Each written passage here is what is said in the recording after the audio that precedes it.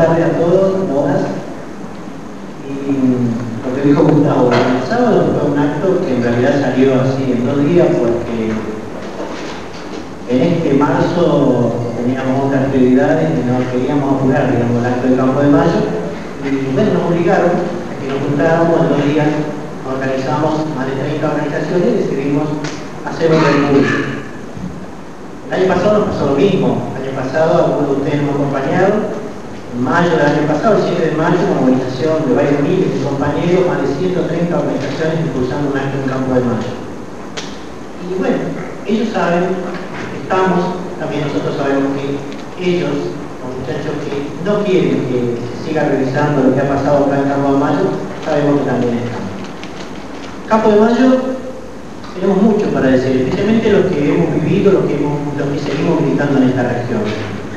Seguramente, si nos vamos un poquito hacia atrás, recordaremos algunas cosas que nos fueron pasando desde el ejército. El ejército ya por el año 62, su comandante en jefe, el general Severo Toranzo Montero, daría una conferencia de prensa y él hablaría de lo que significaría la seguridad nacional como ideología.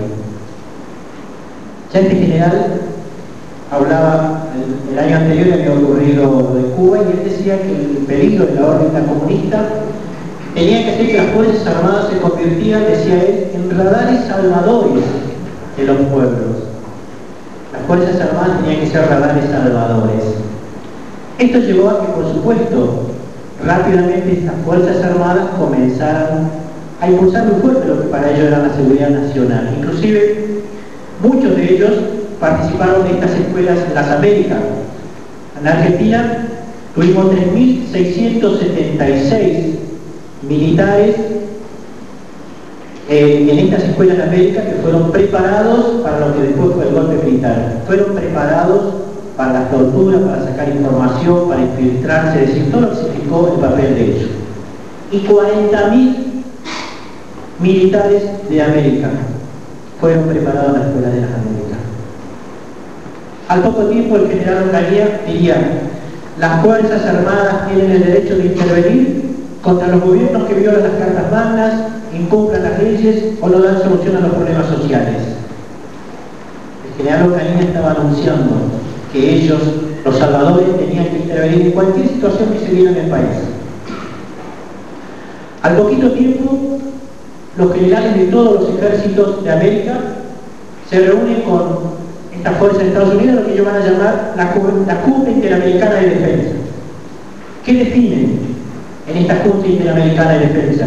Dicen: las naciones de América deberían controlar el orden social interno y combatir la infiltración marxista.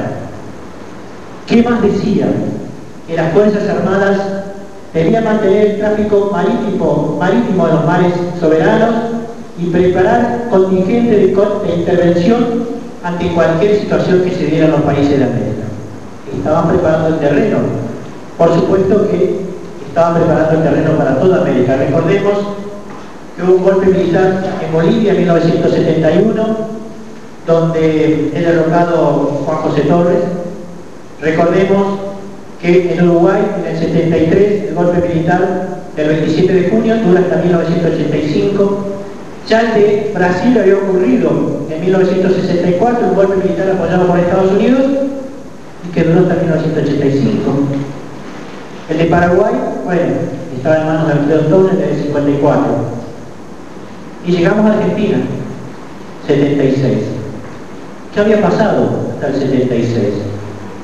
Los jóvenes de esa época, muchísimos de nosotros estábamos en la calle, estábamos organizados, estábamos en un país donde no había democracia, donde no podíamos votar, donde el general Perón estaba en España, donde nos organizábamos y cada uno de nosotros estábamos presentes. Los que tenemos una edad recordamos que fue una época de mucha intervención de los jóvenes en política, en sus facultades, en sus escuelas secundarias, en recuperar los sindicatos, en las grandes fábricas como Barcelona, Mercedes-Benz, en la Ford. Ya hablamos no solamente de mejor salario, ya hablamos de empezar a discutir las ganancias de los patrones. Y estábamos en una época diferente, era necesario empezar a terminar con esto. El golpe militar en esta región fue tan fuerte que lo primero que hicieron es organizar la zona de tal manera que las Fuerzas Armadas de Campo de Mayo tuvieron una decisión muy importante. En esta zona intervienen áreas. Las escuelas de Campo de Mayo se encargan cada uno de ellos de distintas áreas. Desde Zárate hasta San Martín, desde San Isidro hasta Moreno, cada uno de los distritos estaba a cargo de una de las escuelas de Campo de Mayo. General Sarmiento tenía orden de reprimir la Escuela General Lemos, la Escuela de Combate de la General Lemos. Nosotros éramos el área 470. El área 470 se encarga entonces de la represión en lo que era General Sarmiento, ahora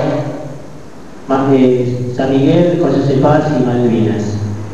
Y las otras áreas estaban a cargo de otras escuelas. ¿Qué hace el ejército? Lo primero que hace es tomar bajo su mando todo el orden político de la zona. El 31 de la noche le avisan al intendente de San Miguel, fue el primer intendente destituido, le avisan que tenía que dejar su lugar a un coronel. Y ya el 24 se hace cargo de todo el control militar de la región. Con el tiempo nos iríamos enterando, porque esto en realidad sabíamos, lo veíamos, que salían a reprimir, pero no sabíamos lo que estaba pasando dentro del Campo de Mayo. Con el tiempo nos iríamos enterando que allí adentro comenzaba a funcionar uno de los mayores campos de concentración. Que ya en realidad, después con la información que van dando otras personas, nos enteramos que ya en el 75 funcionaba ese campo. El campito, tristemente el lugar del Campo de Mayo, nos enteramos que pasaron cerca de 5.000 compañeros. Nos enteramos por algunos compañeros que sobrevivieron, entre ellos Cacho Carpati, que lo deben haber escuchado nombrar, un compañero comandante militar de Montoneros que cae con 9 tiros y logra sobrevivir y se logra fugar y cuenta qué había pasado ahí adentro.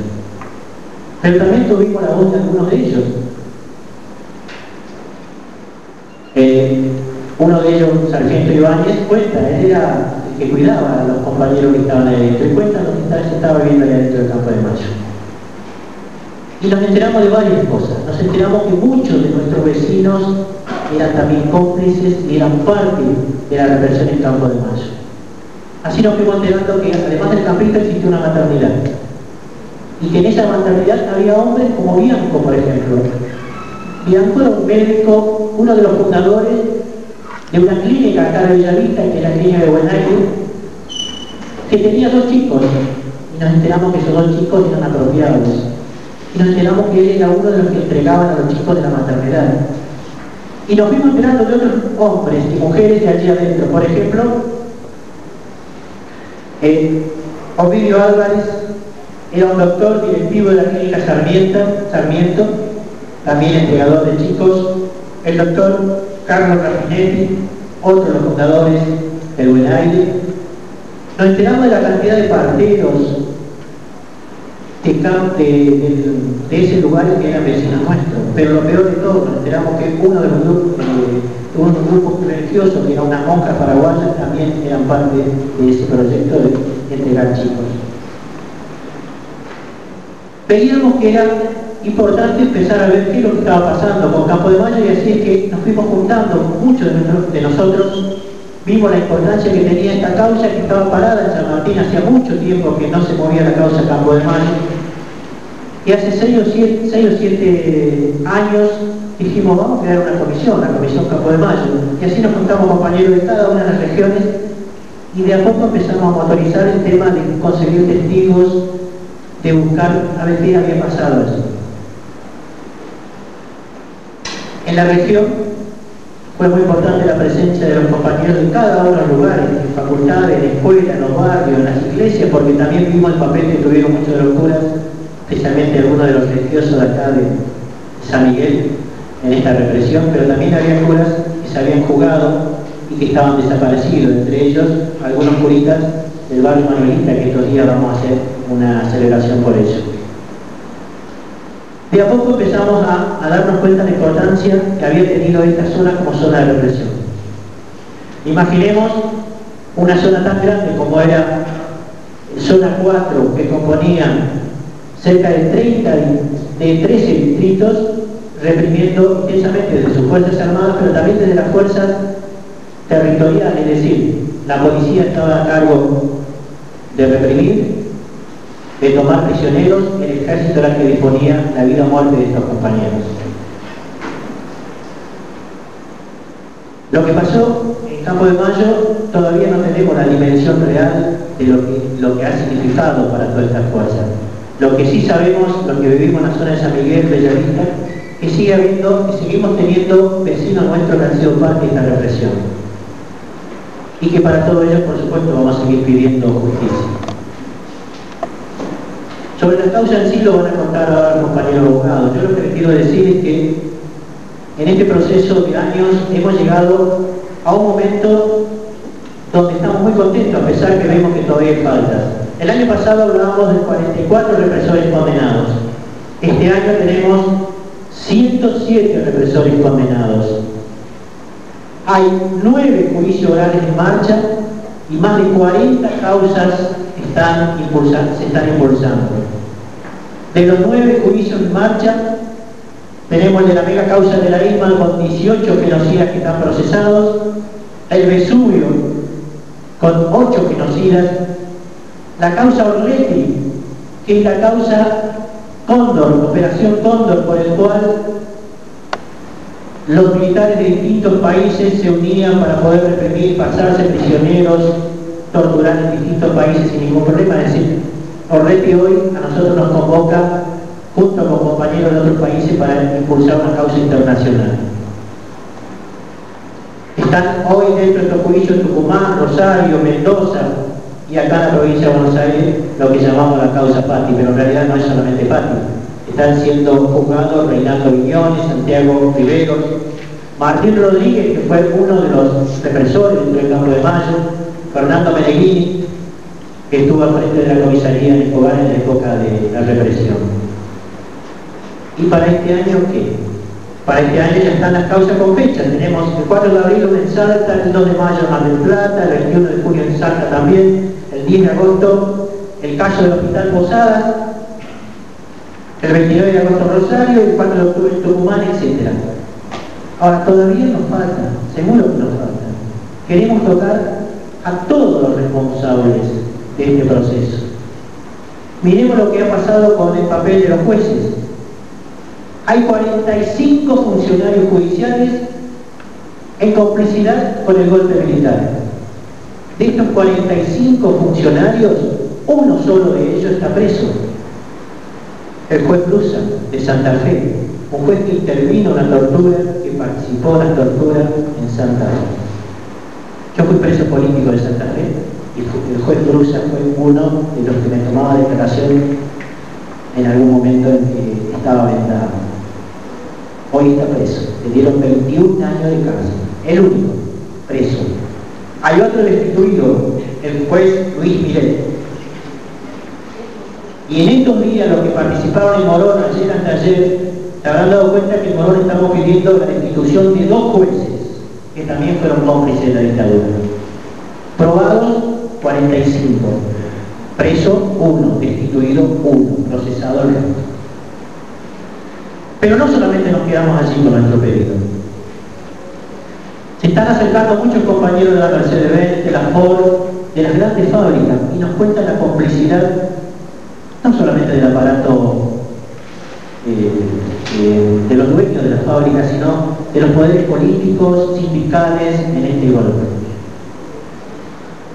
Y evidentemente nosotros decimos, no pudieron llevar adelante solamente los que apretaban el gatillo, solamente ellos no podían llevar adelante este proceso sin la complicidad y sin apoyo de todos los sectores civiles. Por lo tanto, seguimos adelante. No solamente pedimos que se aceleren las causas, sino que pedimos procesamiento para todo ello. Hay muchas pruebas. Hace poco habrán leído ustedes que en algún diario salió que algún directivo de la Mercedes-Benz tiene niños de ayer, jóvenes de hoy apropiados. Siguen estando en manos de ellos. Estos jóvenes siguen estando en manos de estos dueños de las multinacionales. Todavía no fueron convocados judicialmente.